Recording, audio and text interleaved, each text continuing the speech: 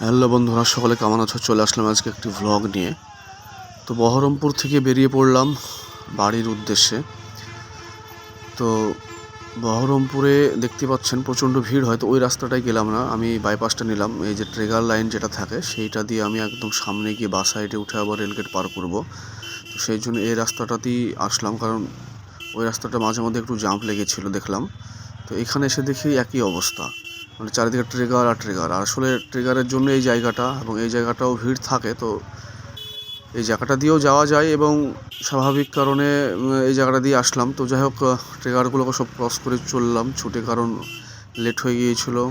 মনে হচ্ছে যে অনেক বেলা আছে, কিন্তু হাতে সময় ছিল মাত্র 45 মিনিট। তো তার মধ্যে বাড়ি পৌঁছাতে হবে। গাড়ি অত দ্রুত না চালানো উচিত, বিশেষ করে রাত্রিবেলাতে, যেহেতু দিনের আলো ছিল। সূর্যটা একদম অস্ত যাওয়ার অবস্থাতেই মানে বহরমপুর থেকে বেরোলাম। বিভিন্ন যে কাজগুলো ছিল সমস্ত কাজগুলো সব সেরে নিয়েছিলাম। তো সঙ্গে থাকুন, ব্লগটা দেখতে থাকুন। যদি ভালো লাগে অবশ্যই আপনারা শেয়ার করবেন, পাশে থাকবেন, ইন্সপায়ার করবেন। আর এই বাবু মহাশয় গাড়ি ঢোকানোর জায়গা পায়নি, সামনে ঢুকিয়ে দিয়েছে। গিয়ার বক্স তো নষ্ট করে দিয়েছে। গাড়ি মানে কি বলবো, যতই গিয়ার চেঞ্জ করুক গাড়ি আর চাকা আর গড়ে না।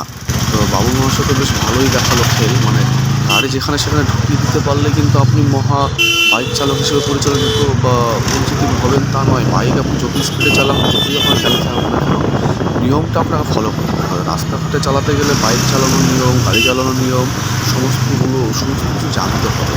তো ওই ছেলেটা গাড়িটা ঢুকিয়ে দিয়েছিল, তারপর গিয়ার বক্সটা খারাপ হওয়ার কারণে সে গাড়িটা এগিয়ে নিয়ে যেতে পারছিল না। তো যাই হোক, সেখান থেকে প্রবলেমটা সলভ করে রাস্তা জ্যাম কাটিয়ে উঠে আবার চলে আসলাম রেলগেট। তো রেলগেটে এসে দেখা যাচ্ছে যে রেলগেট পড়ে গেছে। আর এটা বিরক্তকর ব্যাপার, যদি রেলগেটে এসে রেলগেট পড়ে যায় তখন খুবই বিরক্ত লাগে। সামনে যে ট্রেন চলে যাচ্ছে, কলকাতা থেকে লালগড়া যে ট্রেনটা, সেই ট্রেনটা যাচ্ছিলো। ট্রেনটাকে উপভোগ করলাম, অনেকদিন কলকাতা যাইনি, বিগত এদিকে 1.5 বছর। সেই জন্য ওইখান থেকে উপভোগ করলাম। 10টা বছর যাওয়া আসা করেছি পড়াশোনার ক্ষেত্রে কলকাতায়। তো এমনি করে যাওয়া আসা জার্নি, এবং শিয়ালদার পর্যন্ত এভরিথিং সমস্ত যে জায়গা এবং যে সমস্ত স্টেশন সবই প্রায় মুখস্থ আমার, নর্থ ইস্ট ওয়েস্ট সবই। তো যাই হোক, এখান থেকে বেরিয়ে পড়লাম। পঞ্চনতলে খুবই জ্যাম থাকতো আগে, বাইপাস হওয়ার কারণে কিন্তু এই জ্যামটা কাটিয়ে ওঠা যায়। যতই হোক না কেন জ্যাম সবসময় থাকে, তারপরেও হালকা কিছুটা স্বস্তি মিলেছে। পঞ্চনতলায় চলে আসলাম এবং এখানে সব কাজ চলছে দেখছি রাস্তার বাঁ সাইডে। দেখতে পাচ্ছেন আপনারা, এখানে ভিত তৈরি করা হচ্ছে মনে হলো। দেখলাম যে ওই মাটিগুলোকে খুঁড়ে নিচে আরও বল্ডার দিয়ে ভালো করে আবার রোলার করে আবার রাস্তাটা তৈরি করছে। আসলে যে সমস্ত গাছগুলো ছিল প্রাচীন শতাব্দী গাছ, সেই সমস্ত গাছগুলোকে কেটে ফেলেছে। কেটে ফেলার ফলে ওই রাস্তাটাকে একটু চওড়া করবে, এবং সেই জন্য এই সমস্ত কাজগুলো চলছিল। তো আস্তে আস্তে বালুরঘাট চলে আসলাম। বালুরঘাটে এসে জসিমের হোটেলে একটু পেট পুজো করতে হলো, কারণ সকাল থেকে খেয়েছিলাম না, ব্লাড দিয়েছিলাম। ব্লাড দেওয়ার কারণে আমি প্রায় 1টা পর্যন্ত না খেয়েছিলাম। তো এখানে এসে প্রায় 3:30টার সময় 4টের সময় খেয়েছিলাম। তো আমরা বালুরঘাট পৌঁছে গেলাম। বালুরঘাট ব্রিজ ক্রস করে এসে দেখি যে ব্যাপকই জ্যাম। বালুরঘাটেও জ্যাম লেগে যায় মাঝে মধ্যে, কি জানি না কী বিষয়। এখানে এসে প্রায় আমার 10 মিনিট লেট হয়েছে জ্যামটা কাটিয়ে উঠতে। তো ব্যাপকই জ্যাম লেগেছিলো, মানে গাড়ি ঢুকিয়ে দিচ্ছে এদিক থেকে ওই দিক, এবার গাড়ি আর বেরোতেও পারছে না, গাড়ি টানতেও পারছে না। খুবই সমস্যায় মানে পড়ে যেতে হয়। আসলে গাড়ি চালায় সবাই, কিন্তু গাড়ি চালানোর নিয়মটা সবাই ফলো করে না। আর টোটোওয়ালা তো কী বলবো, ওরা হচ্ছে রাস্তার রাজা।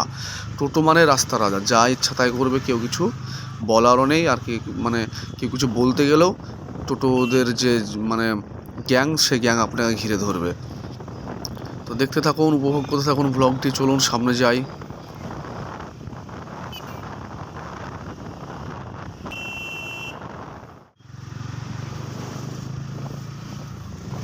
ফাইনালি দৌলতাবাদ পৌঁছে গেলাম। ধীরে ধীরে পৌঁছাতে আমার গন্তব্যস্থলের দিকে প্রায় এগিয়েই চলেছি। তো দৌলতাবাদেও জ্যাম লেগে থাকে। আসলে আমাদের রাস্তাটা 1/1-এর জন্য বারবার বলা হয়, কারণ এই রাস্তাটা খুবই একটা প্রয়োজনীয় রাস্তা। বর্ডার এরিয়া যায় এখান থেকে ডোমকুল হয়ে করিমপুর, মানে এই রাস্তাটা খুব গুরুত্বপূর্ণ একটা রাস্তা, যেটাকে আমরা নজরআন্দাজ করে রাজনৈতিক প্রেক্ষাপটে আমরা কখনোই এই রাস্তার যে ভূমিকা সেটা আমরা গুরুত্ব বিচার করি না। তো আমি ফাইনালি ইসলামপুরের দিকে রওনা দিয়েছি, দেখতে পাচ্ছেন। এবং ইসলামপুরে এর যে ব্রিজ কত সুন্দর আপনারা দেখুন। আসলে এই ব্রিজের একটা কাহিনী যে এর আগে যে বালুরঘাটে যেভাবে অ্যাক্সিডেন্ট হয়েছিল, সেই জন্য চারিদিকে দেখুন রেলিং দিয়ে ঘিরে দিয়েছে, মানে কোনো রকমভাবে যেন কোনো গাড়ি উল্টে গিয়ে কোনো নদীতে বা কোনো খাদে না পড়ে। হ্যাঁ, এ আর কি।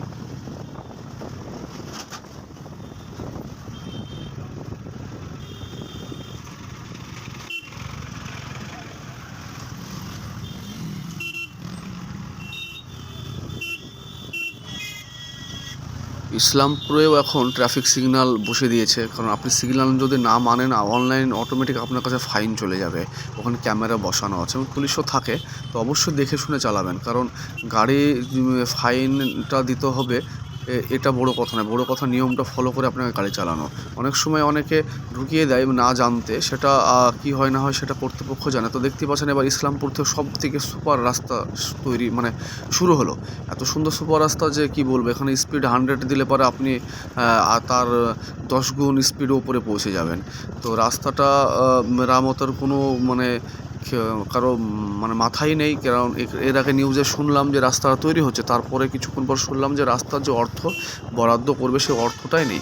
তাহলে রাজ্যের এতটা হাল খারাপ যে এই গুরুত্বপূর্ণ রাস্তাটাকে সারানোর জন্য রাজ্যের অর্থ পর্যন্ত নেই। তাহলে কি বলা যায়, এখানে বলার কিছুই নেই। তবে এত সুন্দর রাস্তায় হয়তো আপনি এর আগে কখনো দেখেননি।